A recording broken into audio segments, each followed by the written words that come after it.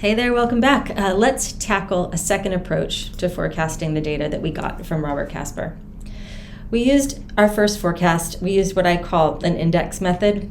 We created or calculated a weighted index where we figured out, based on historical patterns of deliveries, whether each day of the week was associated with higher or lower delivery numbers than average, and we used that to essentially remove the expected patterns. We also identified the trend and removed that, which allowed us to essentially forecast deliveries out for the next couple of weeks as a straight line.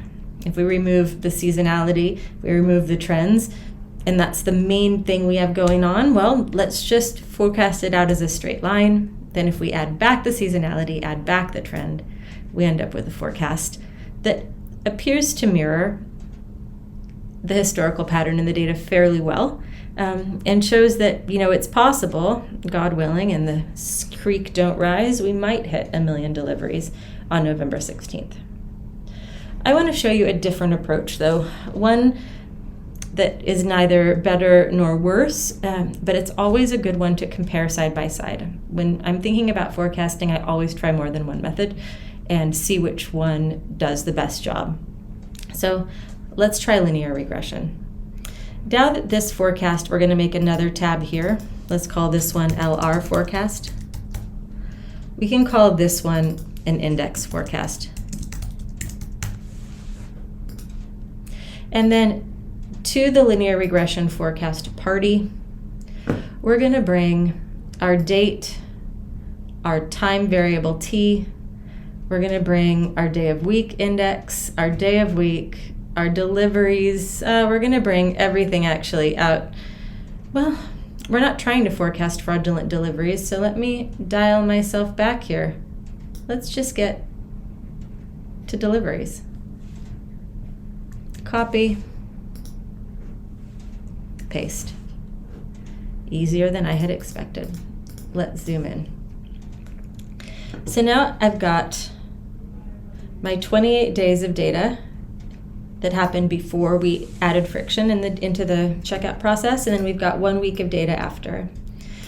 And in our earlier video, we decided that yes, it does look like this plan has reduced fraudulent deliveries, and so that's good. But now we're asking ourselves a second question is, well, it's also looks like it probably has reduced good deliveries. We can't say that for certain, but let's see if we think with or without that friction in the checkout process, we'll be able to hit 1 million deliveries, because that's a growth goal that we're trying to do before we go public, right? We've done it before. Let's see if we can do it again. So how do we use linear regression to do this? The first thing I want to do is set myself up for a little bit of success, which is the fact that when we use linear regression, our y variable is in one place, and then all of our x variables go out next to it. And in this case, our time variable t, we might want to use that if we're going to be forecasting that there's growth in this series. So I'm going to copy it and paste it here. So it'll be essentially the first of my x variables. So this will be y and this will be x. Well, what other x variables do I have? I have my post friction variable. Let's make all the font in this table the same size. And then I want a series of dummy variables for the different days of the week. I'm going to leave Monday out, and I'm going to start with Tuesday. So Tuesday is number 2, Wednesday is number 3, 4, 5, 6, 7. I'm leaving Monday out because my weekend variables have higher deliveries, and I wanted to keep dummies for those. So these are going to be the columns that contain my dummy variables for day of the week. So for our post-friction dummies, if it's pre-friction, that value is 0 up to day 28. And then if it's post-friction, that value is 1. That was easy. Give myself a line here. It's going to go away as it always does, but I like it. And then let's give ourselves a series of dummy variables for each day of the week. And I have my day of week variables from before, and so all I need to do to wrap this part up is use an if statement. So if the day of week variable that's there in column B is equal to the dummy variable that is the top of my header row, I'm going to return a value of 1, but if it's not, I'm going to return a value of 0. The only thing I need to add to this to make it perfect for sliding over and scrolling down is I need to make sure that when I drag to the right, I don't drag out of column B, so I'm going to add a $sign in front of the B. I'm making it partially sticky. And then as I drag to the right, I want to reference 2, 3, 4, right? Everything that's in row 1, but I don't want it to drag down, so I'm going to, when I'm looking at those dummy variables, I'm going to put a $sign in front of the 1, making it partially sticky like that. I'll hit enter, and if the magic is right, and I've done what it wanted to do, that should give me a 1, and it does. So I'll test out to see if it worked by sliding it across to the right, and that is looking right because this first observation on September 17th is in fact a Tuesday, day of week number 2. So I have a dummy variable equal to 1 for the day of the week corresponding with Tuesday, and the rest are 0 because you can only be one day of the week at a time. So it's looking like I got it right, but I want to test my formula again. I'm going to drag it all the way down to the bottom. And if I do that, and I've done this right, when we've got days of the week or months of the year, anything that's sequential, you end up with a really nice diagonal pattern. And every observation has a 1 in some column, except for the one day of the week that we've omitted, which in our case here is Monday. And Monday has a whole bunch of 0s because Monday is not Tuesday, Wednesday, Thursday, Friday, Saturday, or Sunday, so that's going to be our omitted group. And so our linear regression, if we don't add a day of the week adjustment, its default value is just going to be Monday. Add that line back. Okay. I'm going to take these variables, make them a little bit, or these columns, make them a little bit narrower. Okay, I'll do it one by one.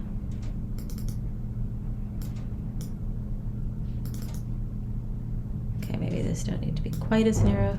Pardon my fussing. Okay, those are our day of the week dummy variables.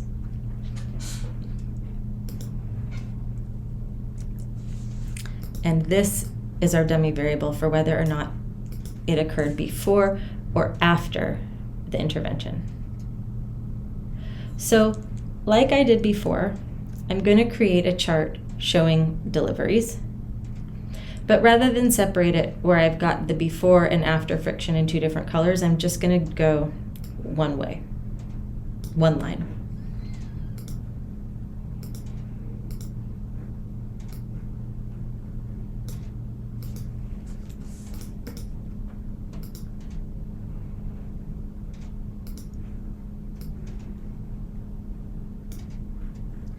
And this is going to be daily deliveries.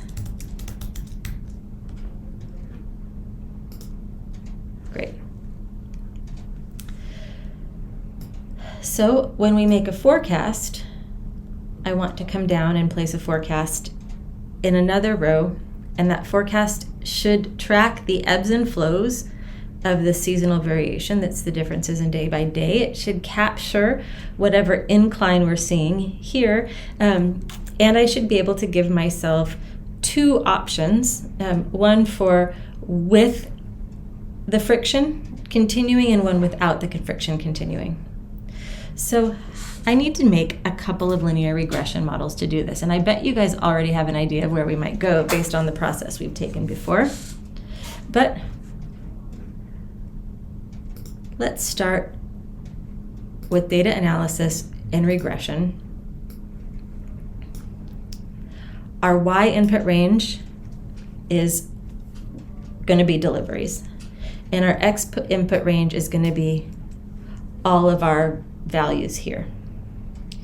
So let's mirror kind of the trend versus not trend approach that we did when we were looking at the index forecast. And what we could do was, for the method forecasting, if we continued the friction, for our Y range, we could use all of our deliveries. And for our X input range, we can use all of our variables. And now let's let this place it wherever it wants. This time we do have labels. I'm not interested in that second confidence interval. Place it wherever you want, and we will say okay. And this is the regression model output, LR output.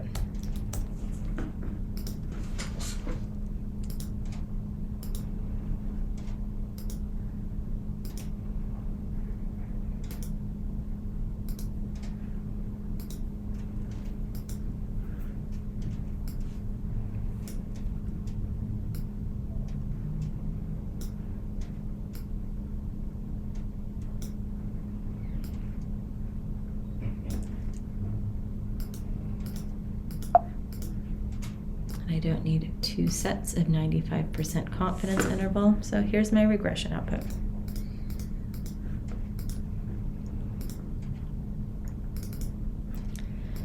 All right, in this case, this model has an adjusted R-squared of 0.66, which means that the T for growth, the dummy for post-friction, and the daily dummy variables to capture the seasonal variation associated with days of week taken together explain 66% of the movement in our delivery pattern. And it looks like overall we've got a statistically significant model. The probability of nothing in here meaning anything is close to 0. And we've got dummy variables for days 5, 6, and 7, otherwise known, right? We've got Tuesday, Wednesday, Thursday, Friday, Saturday, and Sunday.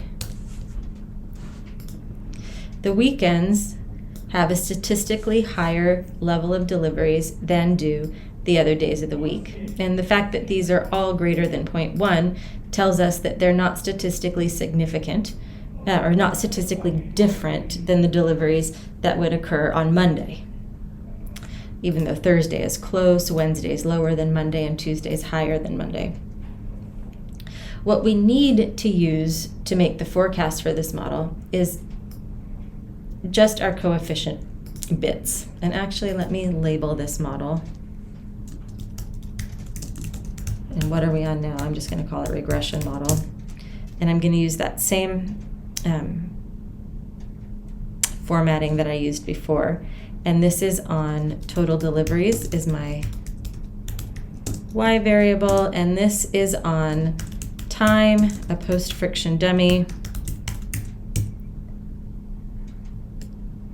And let's actually say time plus post-friction plus daily dummies.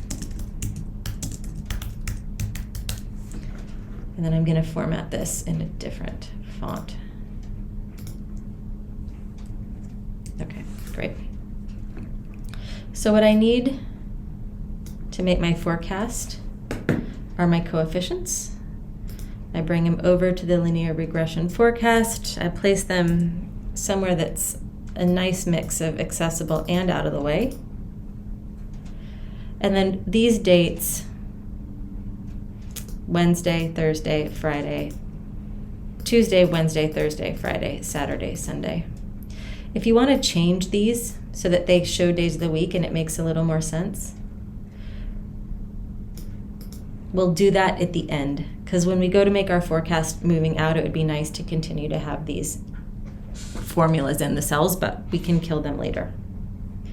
So now we can make a historical forecast.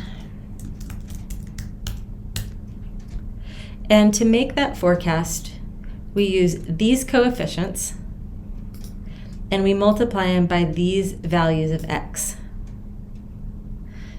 So our forecast is basically going to be equal to, for this first day, is our intercept with an absolute reference. And then this really long formula is going to be equal to the value of time in the row that we're working on multiplied by the coefficient for time with an absolute reference. Then we are going to add to that the post-friction dummy variable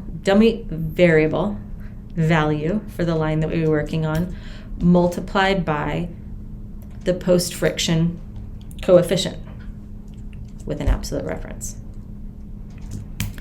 Then we're going to add the dummy variable for Tuesday, which is the second day of the week, from the row that we're working on multiplied by the coefficient for Tuesday, absolute reference. To that, we are going to add the dummy variable for Wednesday multiplied by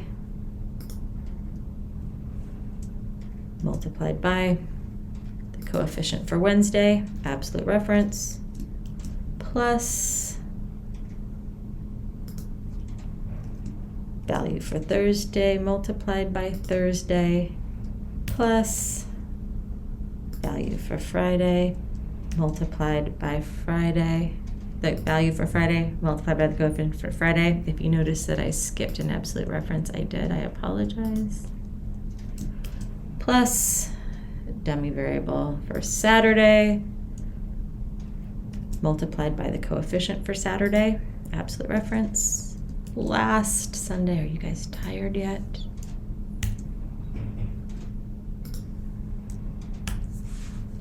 Pause it if you need to double check, but before you move on, you'll notice that all of the coefficients are in row, for me, row 4, wherever they are for you. And then in your formula, make sure that if you've referenced something with an R, it has an absolute reference. If it doesn't have an R, it doesn't have an absolute reference. Then you hit enter. You hope it works. Let's let's actually send it down first.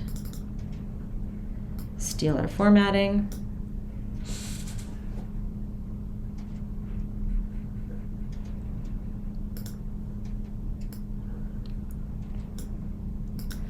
So is this forecast with or without continued friction? Or is this historical forecast with or without continued friction? And the answer to that is here. We've made a forecast that for the periods following the time when we introduced the forecast, we're penalizing everybody 78,000 units per day because we're running friction. We've got that extra step. We can add this forecast to the chart.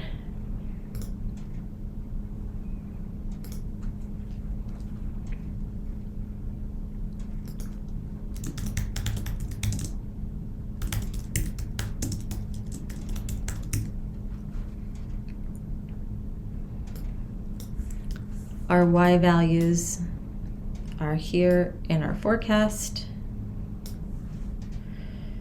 Our horizontal values should be the same, so I'm not going to bother entering those now. But did it track? Oops. Does it look like it tracks? And to me, I would say, yes, it looks like it tracks for the most part. The thing that concerns me about the forecast is that in our second week, we had a particularly bad Saturday, followed by 2 very good Saturdays. And so what happens is this one serves to pull down the coefficient for Saturday, and then our forecast doesn't quite do as well as the good Saturdays, but we do a really good job predicting the entire week when we have friction. Let's give ourselves a title here.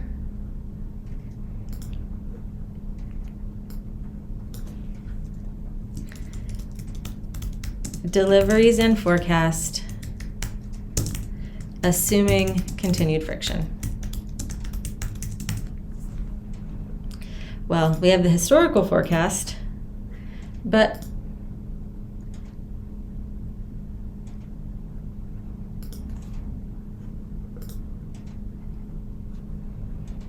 it's a messy graph. What have I done? Oh, do you ever just struggle? That's me, struggling. Let's move our coefficients.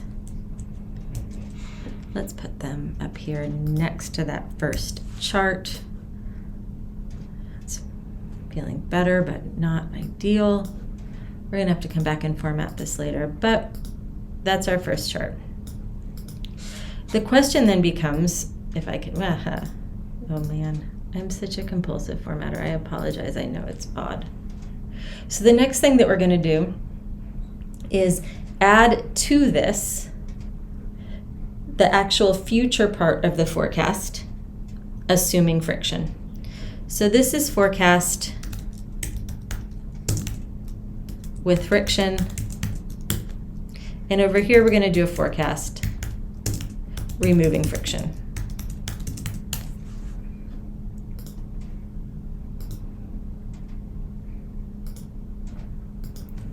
So now, what does our actual total future look like? Well, some of these things we can steal and borrow and drag down.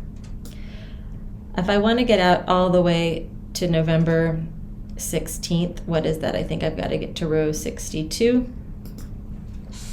And then I want to take my time trend variable, my post variable, and all of my dummy variables for day of the week. And I want to drag them down. Oh, but nope, I want these to continue to grow.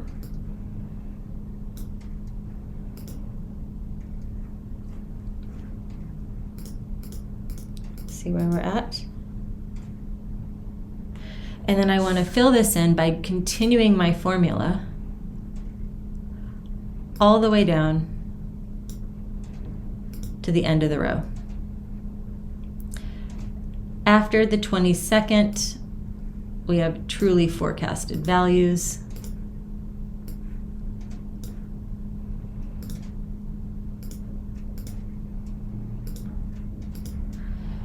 So, oops. No, Jamie.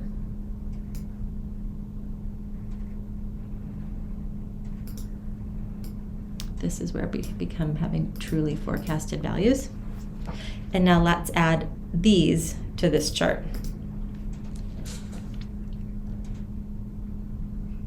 And all we really have to do for that is drag this down.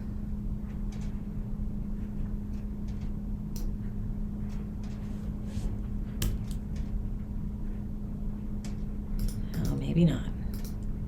Getting bumpy here. Try changing our x-axes to include them all. Did that work? There we go. And so with continued friction, it looks like maybe we should add those lines back. Man, no, let's leave them. I'm not going to go there. It looks like probably we would not hit that million mark. Well, let's try a plan B. What if we were to take all the values from our forecast with friction and just remove the ones and allow them to be zeros?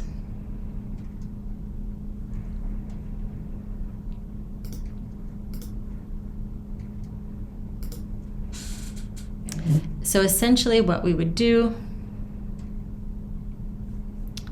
what's going to be the easiest way to do this? We want to turn all these into zeros.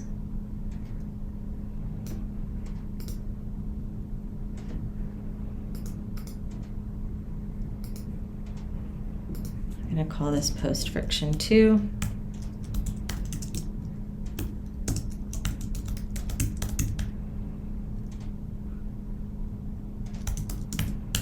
And we're going to discontinue it.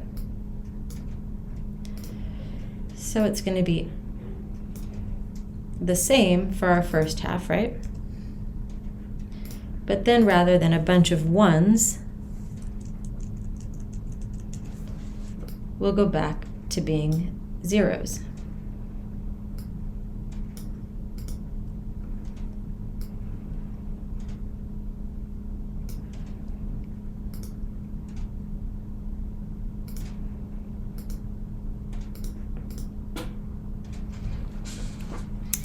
So forecast without friction.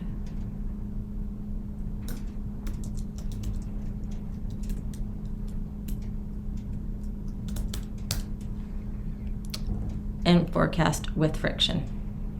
So everything is going to roughly be the same. I bet there's an easy way to copy and paste this formula, but unfortunately, I'm not going to do it. Let's enter it again.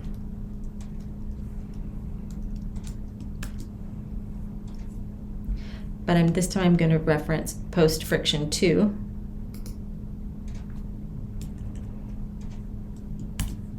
First, I've got to do time.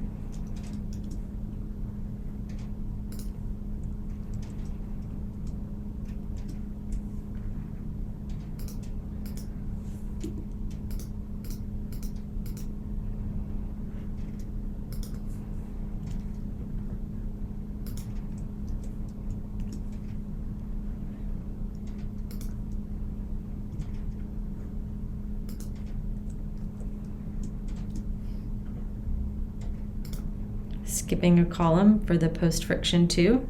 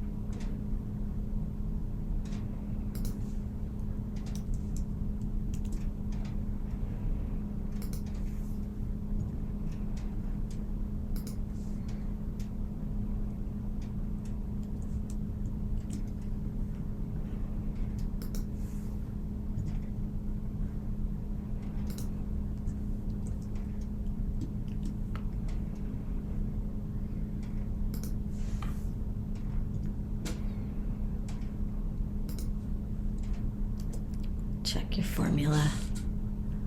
All the Y's for absolute references, the non-Y's not absolute references. If we make a mistake later on, it's fairly easy to find, but it's better just to get it right the first time. If we've done it right, everything up until the period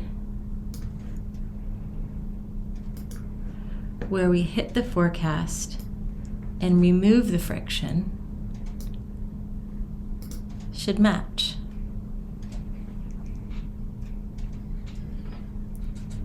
Because the formulas are identical. But where it should change would be in the historical forecast, the post period, where we no longer have that friction.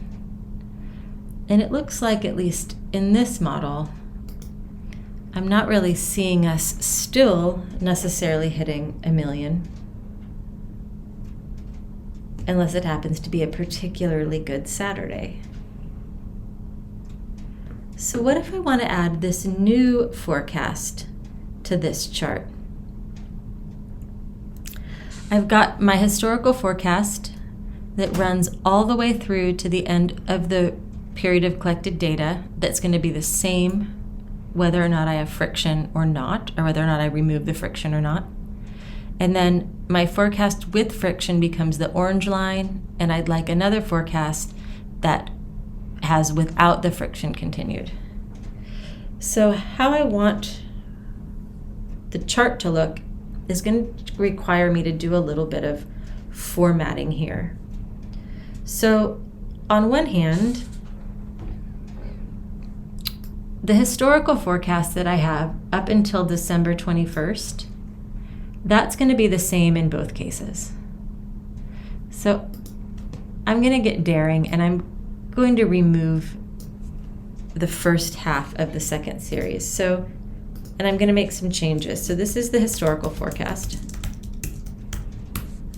And then this one's still going to be forecast without friction. And then I'm going to bring over the forecast with friction, and I'm going to place it in column P. And I'm just going to do that by cutting and pasting. If you use Command X and Command V, it'll keep it there. Great. So it already noticed that I took out this forecast, so it's just giving us, it's our historical forecast, but let's update this. So our historical forecast with friction, this is just going to become historical forecast. Why? Because friction happened. We don't need to update that.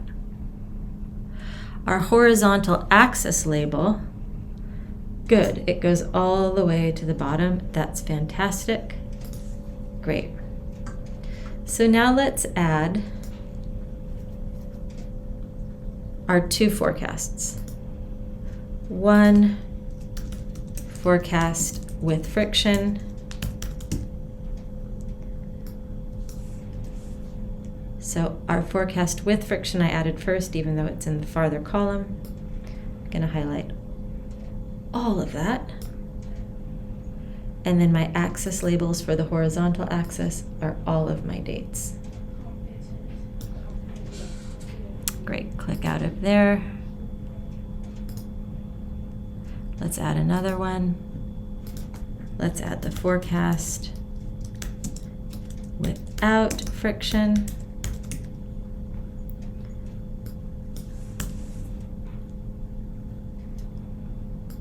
All of our Y values. And our horizontal axis label. Ooh, let's see what happens. There we go. What happened? And then now, deliveries and forecasts.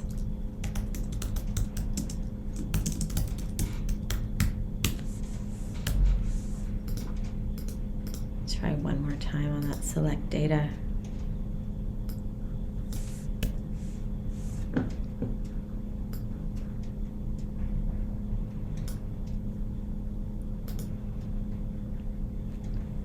Well, there we go. And if we want these to connect, the way to get them to connect before, we have to decide if we want them to connect to the daily deliveries or to the historical forecast. Let's just connect them to the historical forecast.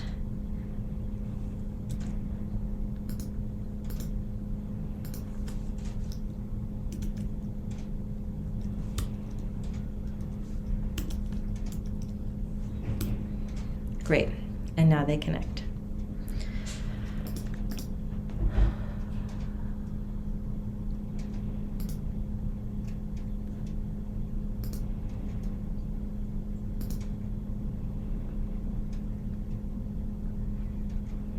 What would I like? I'd like to add those bars back, and at some point I figured out how to do it. I'm so comfortable taking them out, I've forgotten how to add them back. But anyway, we don't hit million, at least with this forecast. So some problems that I mentioned is that we've got a bad Saturday followed by a couple of good Saturdays, and because that one Saturday is particularly bad, we don't fill up our good Saturdays, right? And it's possible, seeing as how strong these Saturdays have been, is that our Saturday index underestimates. And so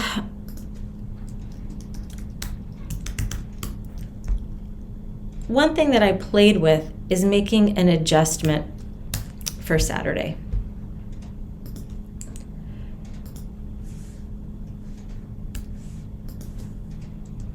So I added an adjustment row, and I added a 1 in there, right? I mean, it's going to stay just as it is. But look how poorly we did on these two Saturdays. We did pretty well on the one where we have friction, but we didn't do very well on the two Saturdays that were gangbusters. And I don't know if that's a trend. And I don't know that we're going to keep having gangbusters Saturdays, but if, like the problem told us, more recent data is more valuable than data farther back, I'd like to see what would happen if I could get, by manipulating this adjustment factor, if I could get my forecast to match the most recent data. Because if it is more valuable and I can match that, I might have a better estimate of what's going to happen in the future. So we can play around with this. If I set my adjustment to 1.1, I still don't fill my previous Saturday. And just to see that formula again, it's just equal to the linear regression result multiplied by that adjustment. If I set it to 1.2, right, I'm getting closer to filling the previous Saturdays. What about 1.3? If I set it to 1.3, I do a really good job on October 18th, but I'm still not filling October 15th. But the take-home message from this is just that if we really do think that the most recent weeks are stronger predictors of what might happen in the future, it's probably likely that we would hit 1 million. But what we might want to do is remove that friction in the event that it is slowing down growth in our deliveries. And it's a little bit uncertain because there's not a lot of data, but this is the approach that I would probably use. And I think left up to my own devices, I would probably use linear regression instead of the index, but we don't know how well yet either of them performed on the actual data. So we would have to, and I will, coming up next, go back and calculate the error terms for both of these and decide how well they've worked on the past data, and we can decide which one to use going forward. So that is a lot, and there's more coming because we are not easily discouraged here as MBA students. All right, I'll talk to you soon.